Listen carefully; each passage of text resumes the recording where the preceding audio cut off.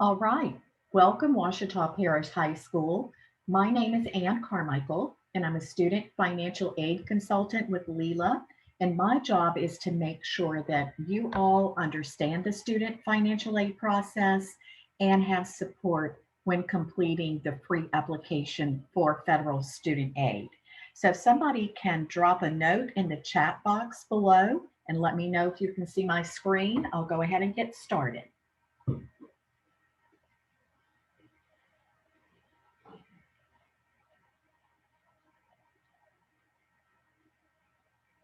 Okay, well, I'm going to assume that everybody can see the presentation screen. Now, as I'm sure your counselor has already told you, oh, there's the message. The Louisiana Department of Education asks that the class of 2021 complete the free application for federal student aid as a requirement for graduation. And we're often asked why they're doing this. And it's basically to make sure that your money is ready and waiting for you when you begin college in the fall. Now, because college can be expensive, it's time to start thinking about and preparing for those costs, which include your equipment, books, and supplies, like your textbooks, notebooks, a computer if you need one, your personal expenses like your phone bill, laundry money if you're living away from home, fuel for your car to drive back and forth to campus, and then any food purchases outside of your meal plan. Room and board, which includes your dorm room if you're staying on campus, or perhaps an apartment if you're living away from home. And then tuition and fees, which will also include parking, library, technology, and athletic fees, and your campus transportation. So when you're looking at colleges and trying to determine the cost of an academic year, you're most likely going to see just the flat rate tuition, but it's important to know that there are other expenses that you're going to incur. But the good news is that financial aid is available from the U.S. Department of Education, from the state of Louisiana, from the college or career school that you're planning to attend, and then from nonprofit and private organizations like Lela. Every year, the federal government provides more than $120 billion in student financial aid, and we all just want to make sure that everyone has their portion. Federal student aid includes the federal Pell Grant, the federal Supplemental Education Opportunity Grant, the Teacher Educational Assistance for College and Higher Education Grant, the Iraq and Afghanistan Service Grant, Federal Work Study, and direct subsidized, unsubsidized, and plus loans. Now, federal student aid grants are a form of financial aid that does not have to be repaid, so you always want to accept the grant monies that are offered to you from your colleges and universities. And the grant family includes Pell Grants, which are for undergraduates with financial need, FSEOGs for undergraduates with exceptional financial need, service grants for students of military parents who died defending the country following 9/11, and teach grants for students pursuing a teaching career. The Federal Work Study Program provides part time on campus jobs to help students pay their education expenses. So when you say yes on the FAFSA that you're interested in federal work study, the Financial Aid Office will consider you for this program. And any monies you earn while working in a federal work study job are paid directly to you, the student, and should be used to pay your college expenses. Now, I'll tell you that these jobs can look great on your first professional resume. So, if you're going to a 4 year college and you begin working, say you're working in the financial aid office, and you have 4 years of work history to report on your resume, an employer is really going to jump on that. Now, let's talk a minute about subsidized and unsubsidized loans. No one wants to have to take out student loans, but if you need them to complete your education, they're a good investment. Subsidized loans are based on financial need, and no interest is charged on these loans while you're in school. Now, almost everyone is eligible for the unsubsidized loan. However, these loans do begin to accrue interest while you're in college. So you always want to accept the subsidized loans first. You can see that there is a big difference between the direct subsidized and unsubsidized loan, and you can remember to accept the subsidized portion first by telling yourself that the U in unsubsidized means that you always pay the interest on that loan. You always want to accept federal student loans before you accept private student loans, because the federal student loans, which are in the student's name, um, do not require that payment be made on them until you graduate or cease to attend. The interest rate is fixed at a lower rate and no credit check is required. On the other hand, private loans may require you to begin making payments while you're still in school. The interest rate is much higher and often variable, which means it will change every year and it could go up from year to year. And they almost always require a cosigner. And that just means that you are going to a parent or another adult and asking them to become part of your loan so that they will be responsible for paying for it if you cannot do so. So accept your loan portions wisely if you need them. So to dispel the myth, almost everyone is eligible for some type of federal student aid.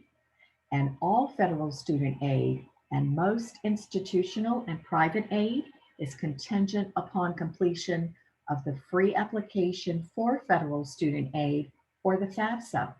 Now, it launched on October 1st, and it does so every year. And remember, you must submit a FAFSA every year you're going to be in college.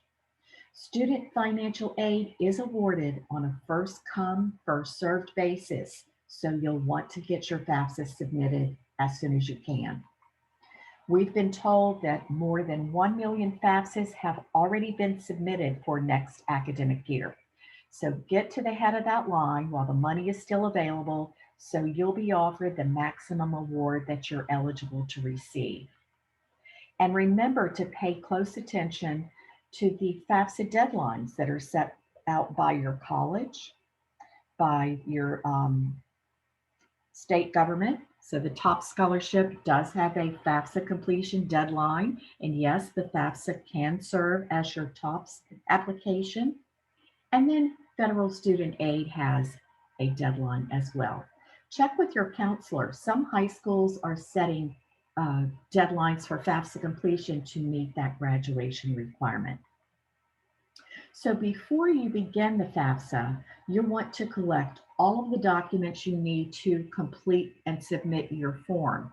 And by doing this, you could finish up your FAFSA in as little as 20 minutes. Those forms include the student and parents' Social Security cards, the student and parents' 2019 federal income tax returns, if you filed one, your W-2s that you received from your employers, because there could be information on this form that's not listed on your tax return. And then bank statements and records of investments, because you're going to be asked to provide this information and the balances of these accounts as of the date that you submit your FAFSA. You'll begin by creating the Federal Student Aid ID, or FSA ID, because this is going to allow the student and parent to identify themselves electronically when accessing federal student aid websites. Now, the FSA ID will consist of a unique username and a password that you will create using only your personal information. Each student and one of his parents should create an ID. And here's the web address It's fsaid.ed.gov. Now, only use your personal email address to create your federal student aid ID. Now, students, once you graduate from Ouachita Parish High School, your email account is going to be disabled, and federal student aid would have no way of getting in touch with you if you created your ID using your high school email address. So now's a good time to create a private account if you haven't already done so. And also, don't share information. Students don't use mom or dad's mobile phone as maybe your alternate phone number that will be asked for. Um, don't share email addresses. This is going to cause trouble later on in the form when it's time to sign and submit. Your FSAID username and password is legally binding. It is your official electronic signature, so you'll want to record it and keep it in a safe place because you're going to need it every year that you're in college. Now, make sure that you are not sharing this information with anyone else because you don't want somebody else to be applying for financial aid in your name. If you're ready to get started on your FAFSA, but you do not have your computer with you at the time, you can always download the FAFSA mobile app. It's called My Student Aid, and you can use it to submit your FAFSA on your mobile device or any other device with internet access. Or if you prefer, you can use the web-based version at fafsa.gov. Now, if the student prefers to use the mobile app, he can get started on the student section, and mom or dad can start on the web-based version if they choose to, because when it's time to sign and submit, all of the information will be integrated into the student's FAFSA. You'll begin the FAFSA by logging in as the student using the student's FSAID, because the FAFSA is the student's application for federal student aid. Mom or dad, your FSA ID will be used later in the form if you choose to transfer your tax information from the IRS into the FAFSA, and then again to sign the student's FAFSA. Now, it's important that the class of 2021 complete the 2021-2022 FAFSA, because that's the academic year that you're applying for financial aid. You're applying for your freshman year in college. You'll see another option to start the 2020-2021 FAFSA, but that's for students that are in college this academic year. Now, if you're graduating early, you'll have to complete both forms if you're starting college during this academic year. When you get into the FAFSA itself, you'll see that there are 8 sections that need to be completed before submitting. Those include the student demographics, where students will be asked to report their social security number, their names, their date of birth, email address, physical address, residency status, and gender. In the school selection, you'll name your high school, the colleges that you want your FAFSA data to be sent to, and your housing plans on each of those campuses. Then the dependency status, where the student will be asked to consider a list of 10 questions that will determine your dependency status. And we're going to talk about those 10 questions in just a minute. You'll report the number of dependents living in your household and your parents' education. Now, sometimes parents will ask why their education level is being asked for. And that's simply because there could be additional grant money or free money for first generation college students. You'll move then into the parent demographics, where mom and dad will report their social security numbers, their marital status, and email addresses. And then the parent and student financials, where your working wages from 2019 will be reported.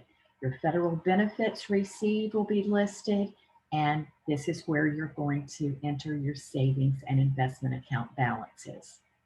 Then it's time to sign and submit the FAFSA. And once you do so, you'll receive confirmation.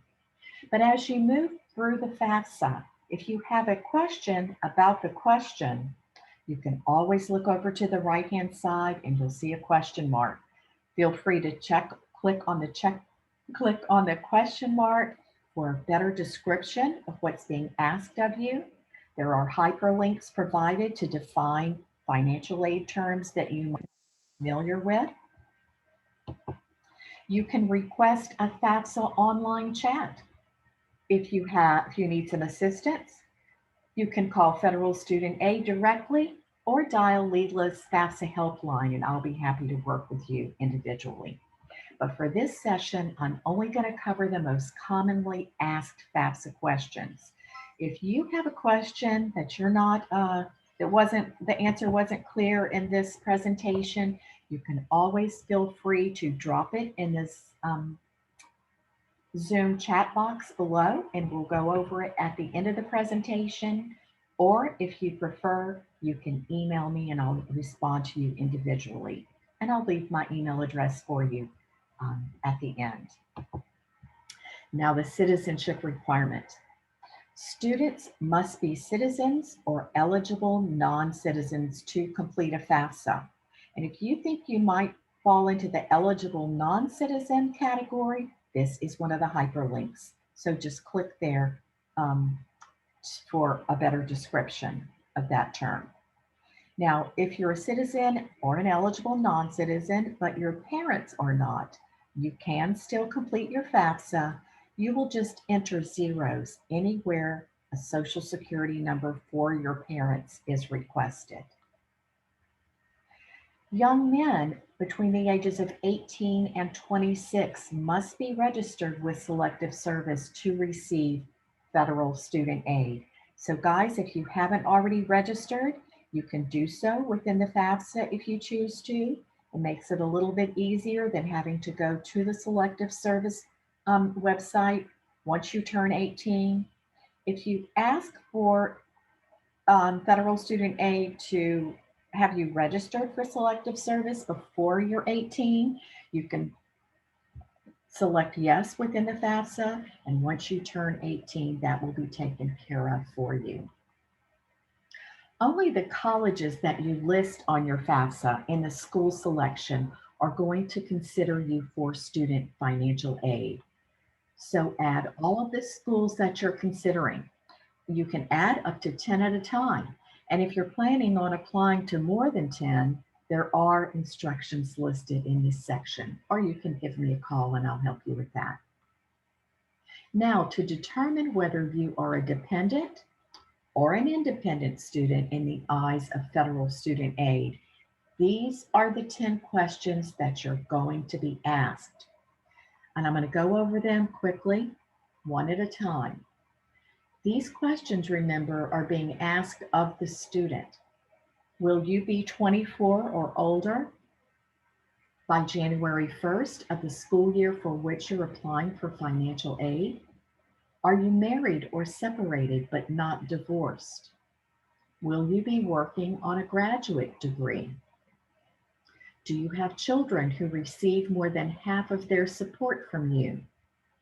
Do you have dependents other than children or a spouse who live with you and receive more than half of their support from you?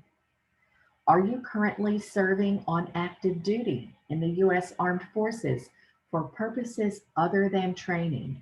And boot camp and basic training are considered training. So if you're going into the military straight to boot camp, you still are considered a dependent student for FAFSA purposes.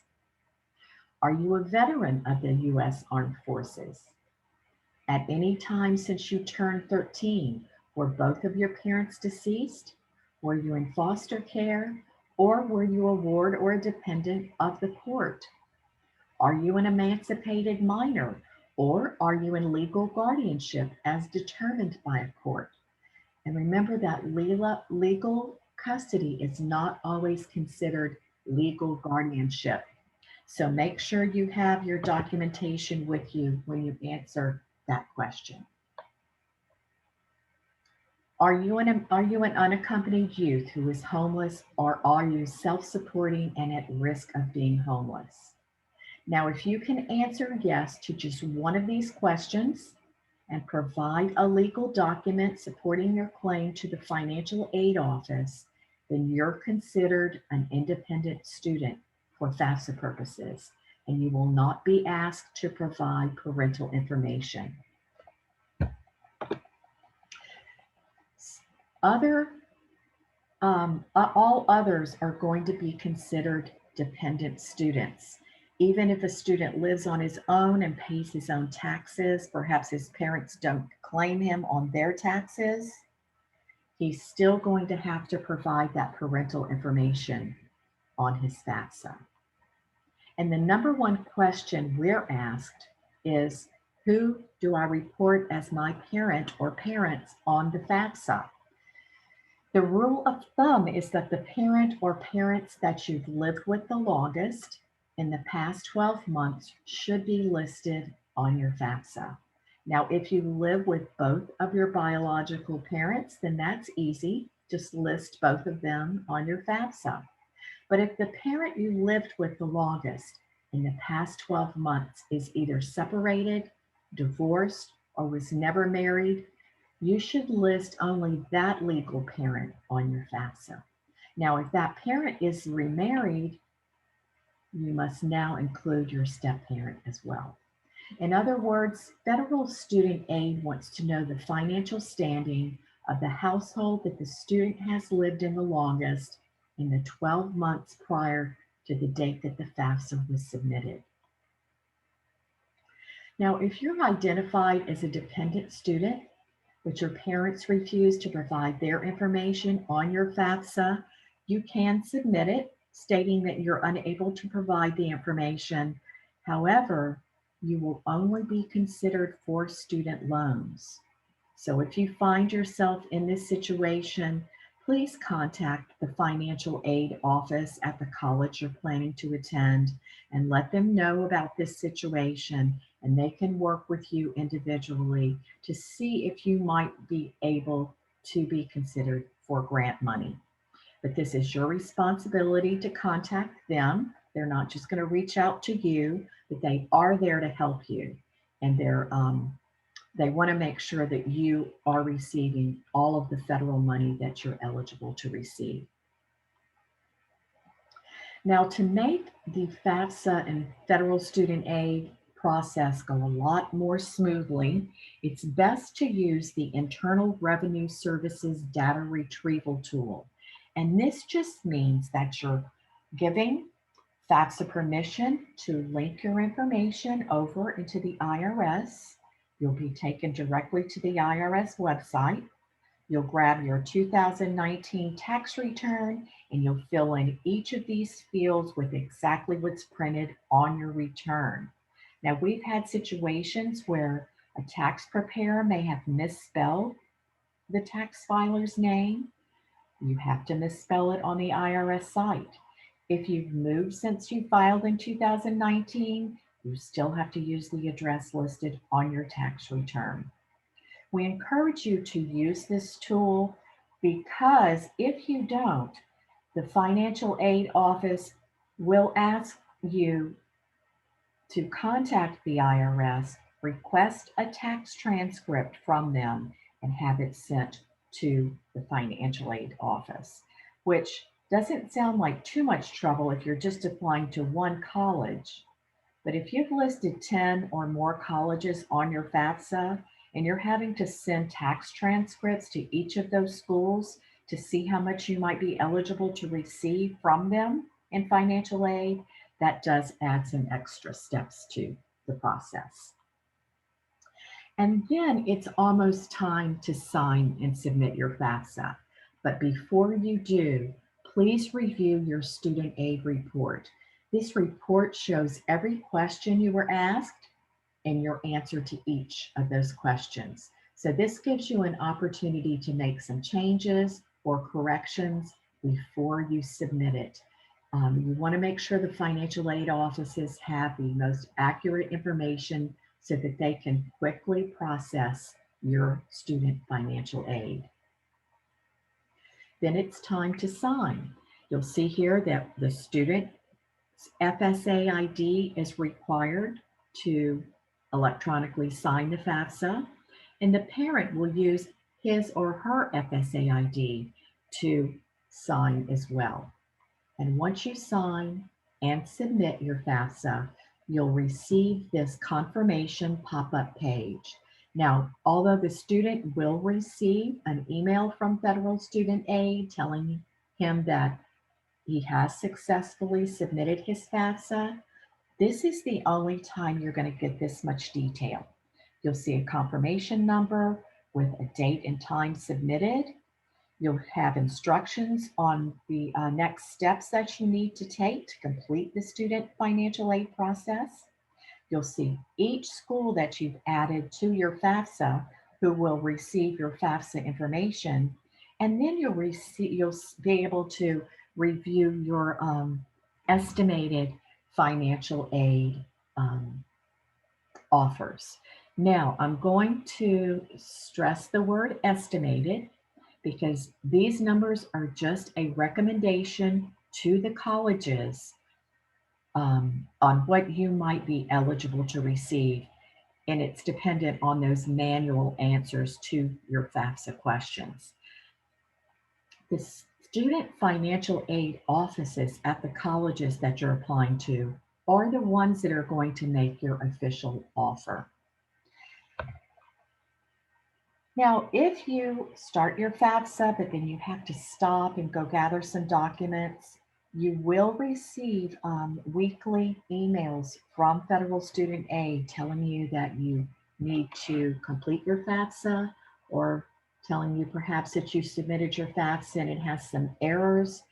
Mom and Dad, this email is going directly to the student's email address. So encourage them to continue checking their email on a timely basis. So say you've submitted your FAFSA, but you need to make a change.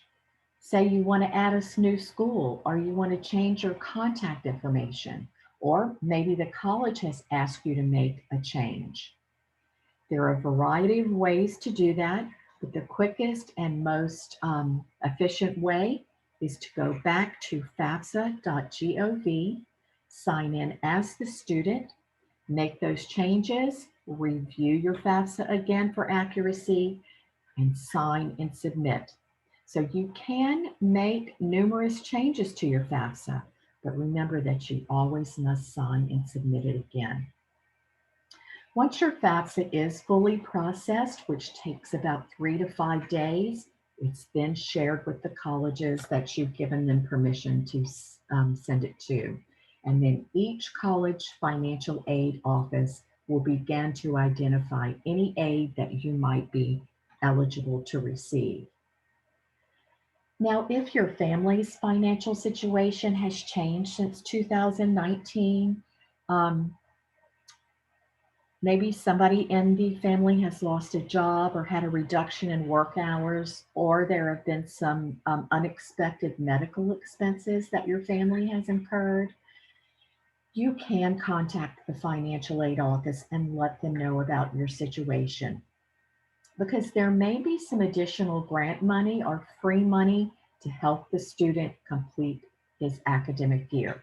So don't hesitate to call the financial aid office and work with them individually to see if they can be of assistance to you, because they're trying to determine your net price, which is what you will be responsible for paying out of pocket. They're going to take their cost of attendance on their campus, and they're going to identify any grants and scholarships that they can offer you, and then that will be your net price, which you can either pay in cash or by accepting student loans. Now, each college will send a financial aid offer to you, and these might vary. We've seen some students who might get a full ride to a private institution, where going to a smaller public institution, they may end up having a balance to pay to be able to begin that academic year. So make sure you are applying to several colleges and then comparing your financial aid offers once you receive them.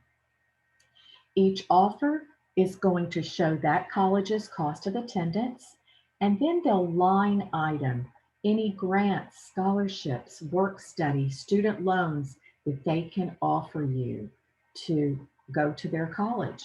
So make sure you're reading over these offers carefully and responding to any requests that they might make of you so that they can process your student financial aid offer and get it over to you. Um, these offers might come in the mail. They might go directly to the student's email address. They might ask the student to create a student account where they will communicate directly with the student about their offer. But once you do decide the school that you're planning to attend, you want to accept your offer in your offers in this order: scholarships and grants, because this is gift aid that doesn't have to be repaid. Next is federal work study. You don't have to pay this money back because you've already earned it. And then student loans as a last resort, because this is money that you've borrowed and you'll have to repay it with interest. Now, I know this was a lot of information and I've gone through it quickly. That's why we have again this year published our FAFSA completion guide and workbook. Somebody's entering the room. Hold on a minute. So Lela's FAFSA completion guide and workbook is free to all Louisiana high school seniors, and it will give you written information about the student financial aid process. And if you haven't already received this from your counselor, give me a shout either on our helpline or send me an email and I'll be happy to send it to you. And I'll also include our senior checklist to help you stay on track and be ready for college this fall. Now, I want to take 1 minute before we start to wrap up to talk about scholarships. And I know your counselor and your teachers, your parents have talked to you about scholarships. And these are generally gift aid that does not have to be repaid. You can find them, they're offered through your colleges, professional organizations, social and religious groups offer scholarships. Some are maybe a one-time offer. Others can be just a one-time award. Some can cover the entire cost of your tuition. But the bottom line is that they're going to reduce the cost of your education and therefore reducing your student loan debt. So talk to your parents and your high school counselor, your college financial aid counselor, your admissions representatives to find out about scholarships that they've heard about. Now this year, Lela is offering a $1,000 FAFSA completion scholarship. So if you complete your FAFSA and you go to a Louisiana high school, you are eligible to apply. Once you're in college, you can apply for our Ask Louisiana scholarship. That is, if you attend a school in Louisiana, because we want to keep you in the state. The details and the applications for both of these scholarships can be found on our website at lela.org. Now, for students who are going to pricier colleges and they've exhausted all their opportunities for scholarships, grants, federal and state money, Lela does administer a nonprofit education loan program, and the details can be found at lelachoice.org. So now is the time to ask your questions. But while you are typing those into the Zoom chat box, and we will go over them in just a minute, I want to provide you with my contact information. So you can see here, our FAFSA helpline is available for you. And at any time throughout the process, even when you're right in the middle of working on your FAFSA, if you have a question, please feel free to call in. If you want something in writing or you want to email me, here's my email address as well. Has anybody completed their FAFSA? Or please share if you've applied to many scholarships and won them. That's always great news. And I'll give you a couple of minutes to think about any questions that you might have.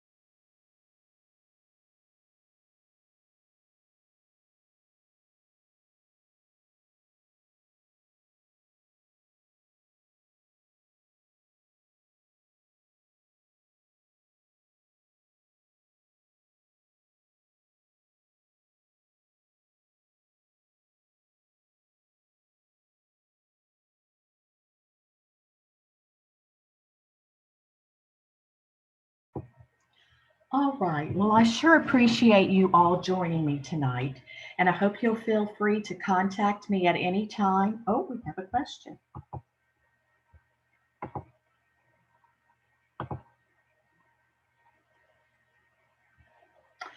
Does FAFSA help students with special needs? Absolutely. The free application for federal student aid does not have specific money earmarked for students with special needs, but everyone is treated equally, and everyone can apply and receive federal student aid.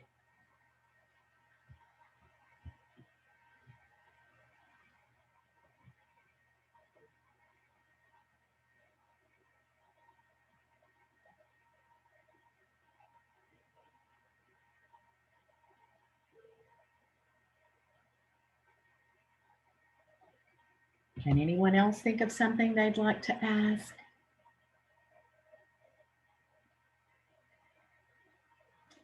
All right, well then I'm going to go ahead and say good evening to everybody, and I hope to see some FAFSA completion scholarship applications coming across my desk soon. So good luck to everybody. Have a great holiday. Oh, Michael, before we leave, I'm going to respond to you about your second question. The federal student aid does help provide transportation. So if you need gas money to get back and forth to school, or if you're riding a bus, it will pay for that transportation expense. Or if you need to purchase a vehicle to get back and forth to your college classes, you can use your federal student aid for that transportation purpose as well. That's a great question. Anybody else? You can't let Michael ask all the questions.